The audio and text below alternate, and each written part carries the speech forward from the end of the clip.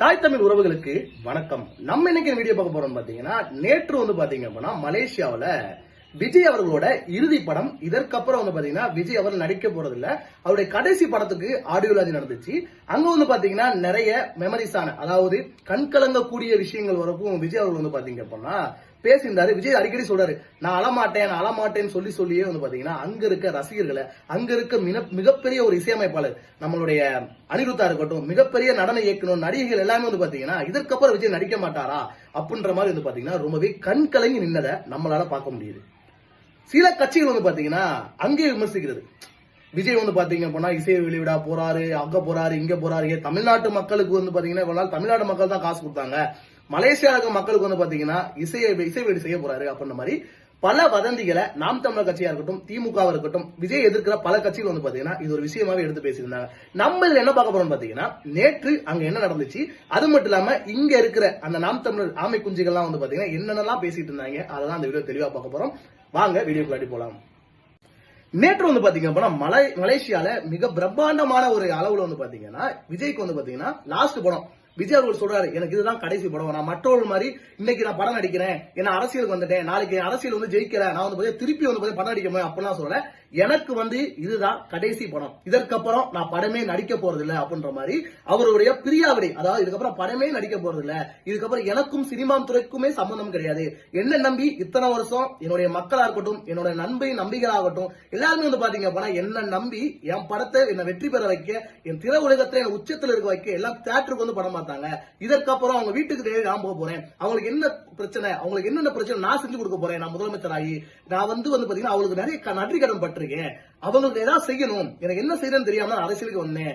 ஆனா இந்த அளவுக்கு அரசியல் மிகப்பெரிய தாக்கத்தை ஏற்படுத்தும், இந்த அளவு வதந்திகளை என் மேல பரப்புவாங்கன்னு தெரியாது. ஆனா அவ்வளவு சீக்கிரம் விட்டுட்டு போக மாட்டேன் என் மக்களை. நான் பாத்தீங்கன்னா திரை உலகத்துல உச்சத்துல இருந்தேன்னா எல்லாத்தையும் விட்டு போட்டு எதுக்கு வரேன் அப்படின்னா, எனக்கு என் மக்கள் எவ்வளவு செஞ்சுட்டாங்க, அவங்க வீட்டுக்கு நான் போகணும், அவங்களுக்கு என்ன குறைகளை கேட்டு தெரிஞ்சு நான் பண்ணணும், அதற்காக தான் பாத்தீங்க அப்படின்னா நான் நடிப்பே வேணாம் அப்படின்ற மாதிரி விஜய் அவர்கள் சொல்லிட்டு வர்றாரு. நிறைய பேர் யோசிக்கிறாங்க, எல்லா நடிகரும் அரசியல் வருவது சாத்தியம் தான்டா, கமல் வந்தாரு, ரஜினி வரேன்னு சொன்னாரு அப்படின்னு சொல்லலாம், விஜய் வர்றது என்ன வித்தியாசம்? நல்ல ஒரு விஷயத்தை கேட்டிருக்கேன். திரை உலகத்துல உச்சத்துல தமிழ்நாட்டிலேயே மிக அதிகமான சம்பளம் யார் வாங்குறது? விஜய் அவர்கள் தான் வாங்குறாரு. என்ன ரீசன்? விஜய் 246 கோடி சம்பளம் வாங்குறாரு. அது மட்டும் இல்லாம பாத்தீங்கன்னா அவர் எடுத்த படம் எல்லாமே ஹிட் ஆகல, கலெக்ஷன் ஆகுறாங்களே, ப்ரொடியூசர் பாத்தீங்கன்னா எந்த ஒரு நட்டத்தையும் சந்திக்க மாட்டாங்க, பாக்ஸ் ஆபீஸ் கலெக்ஷனாலே விஜய் தான் அப்படின்ற மாதிரி திரை உலகத்துல உச்சத்துல இருக்க ஒருத்தன், எனக்கு அந்த காசு வேணாம், எனக்கு அந்த புகழ் வேணாம் அப்படின்ற மாதிரி சொல்லிட்டு இருக்க ஒருத்தவன், எனக்கு எதுவுமே வேணாப்பா, நான் மக்களுக்கு சேவை பண்ண போறேன்னு வர்ற ஒருத்தவனுக்கு ஆட்டை போடணும்னு தோணுமா? அது மட்டும் பாலி வெண்கும் நடக்கும் போகும்போது தட்டி கேட்கணும் அவனுக்கு தான் தோணும்.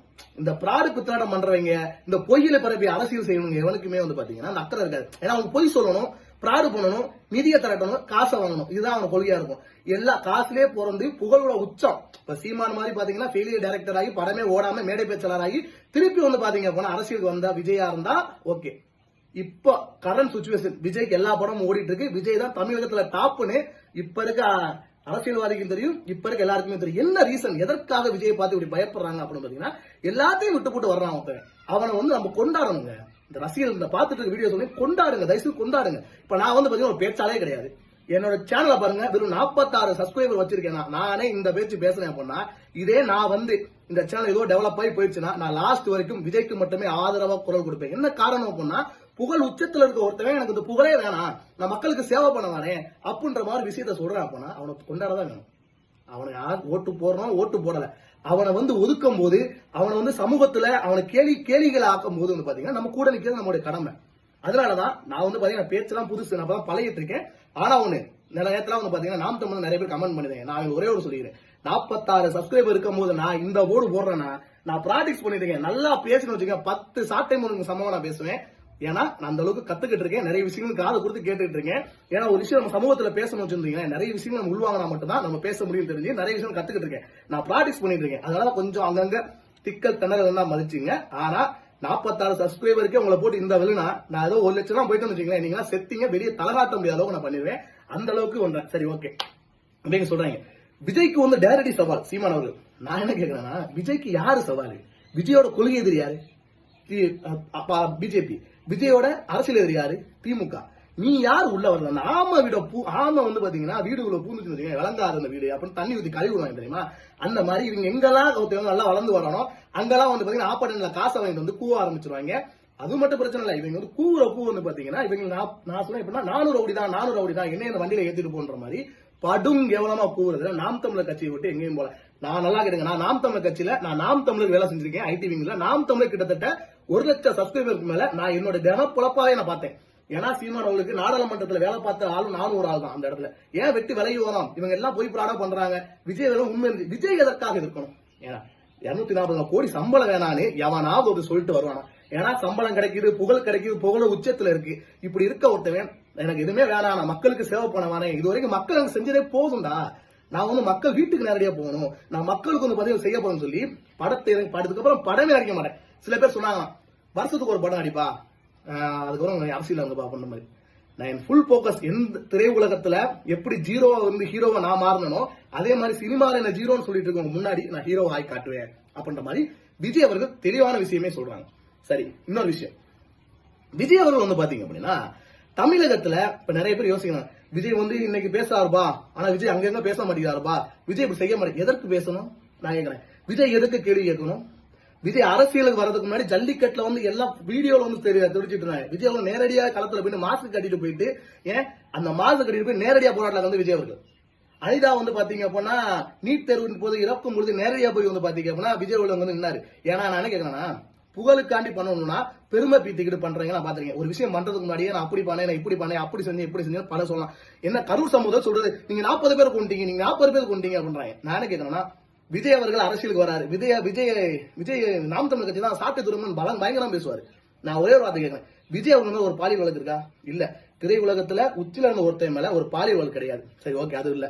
ஆறு ஒரிஜினா மேல, புசி ஆனந்த் மேல, லைலா மணி மேல ஒருத்தர் மேல ஒரு பாலியல் வழக்கு உங்க மேல நான் சொல்லவா? அண்ணன் சீமான் அவர்கள் மேல பாலியல் வழக்கு இருக்கு. அந்த பாலியல் கேஸ் நடந்துகிட்டு இருக்கு, எல்லாருக்குமே தெரியும். விஜயலட்சுமி அந்த பொண்ணு வந்து கதனா நம்ம எல்லாம் கேட்க முடியும். அப்புறம் இடுமாவனம் கார்த்தி ஒரு பொண்ணை ஏமாத்தி தான் கற்பழிச்சு அந்த பொண்ணு கல்யாணம் பண்ணு கதறிட்டு இருந்துச்சு. சாட்டை துரைமுருகன் ஈழ பெண்ணை ஏமாத்தி நிறைய வேலைகளை பார்த்திருக்காரு. முத்துக்குமார் சமாதியை இடிச்சு மிகப்பெரிய போராளியை மறைச்சிருக்காரு அப்படின்ற மாதிரி பல குற்றச்சாட்டுமே இருக்கு. இது மாதிரி விஜய் மேல ஏதாவது குற்றச்சாட்டு இருக்கா? நீங்க விஜய் விமர்சிக்கிறது உங்களுக்கு என்ன தகுதி இருக்குன்ற மாதிரி தான் நான் கேட்கிறேன். விஜய் அவர்கள் இனிமே அரசியல் முன்னேறமா இறந்த போறேன்னு சொல்றாரு. நமக்கு ரொம்பவே வந்து பாத்தீங்கன்னா நம்ம ரசிகலா இருக்கட்டும் யாரா இருந்தட்டும் விஜய் வரவேற்போம். ஏன்னா உங்களுக்கு நிறைய விஷயம் இப்ப நானே பேசுறேன்றப்ப எனக்கு அவ்வளவு சந்தோஷமா இருக்கு. ஏன்னா அவ்வளவு பெரிய மனுஷன் எல்லாத்தையும் விட்டு போட்டு அரசியலுக்கு வர்றாப்புல, நம்ம என்ன பண்ண போறோம் அவருக்காக நான் பேசுவேன், அவருக்கு அவர் சப்போர்ட் பண்ணி பேசுவேன். அவர் யாரெல்லாம் எடுத்து கேட்கலாம், நாங்க எழுதி கேட்பேன். என்ன பண்ண மிஞ்சி போனா கமெண்ட்ல திட்டிக்கோ, அவதூறுல பரப்புறது மட்டும் தான் பிரச்சனை வரும். நான் உண்மையை பேசினா தப்பு எங்கேயும் வராது. உண்மையை வெல்லும். வீடியோ பார்த்தமைக்கு நன்றி, வணக்கம்.